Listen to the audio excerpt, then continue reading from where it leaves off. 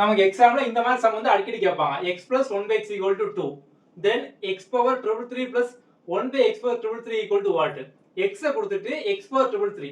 So பெரிய நம்பரா வந்து நமக்கு கேட்டிருக்காங்க. நமக்கு பார்த்த உடனே தோணும், என்ன ரங்கா ஜோக் காட்றியா, இவ்வளவு பெரிய நம்பரா இருக்கு அப்படிங்கிற தோணும். ஆனா நம்ம வந்து ஈஸியா இப்ப பார்த்த உடனே வந்து ஆன்சர் பண்ணிடலாம். இப்போ இங்க பாருங்க x plus 1 by x.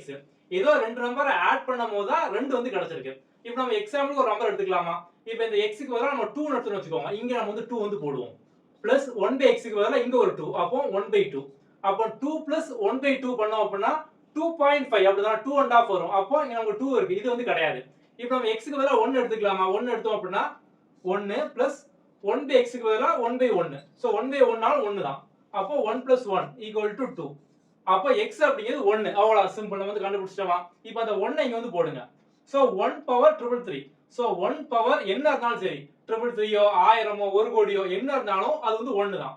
அப்ப இது வந்து 1 வந்து ஆயிரும். இங்க அதே மாதிரி தான் 1 by x power 333 நம்ம வந்து 1 power 333 ஆக்கிரலாம். அப்ப இது வந்து 1 தான். அப்ப இங்கேயும் பார்த்தோம் அப்படினா நமக்கு 1 plus 1 தான். சோ 1 plus 1 அப்படிங்கிறது 2. சோ அப்ப ஆன்சர் பார்த்தோம் அப்படினா 2. அவ்வளவு சிம்பிள். நாம வந்து லாஜிக்கா யோசிச்சு பார்த்தோம் அப்படினா ஈஸியா ஆன்சர் பண்ணிடலாம்.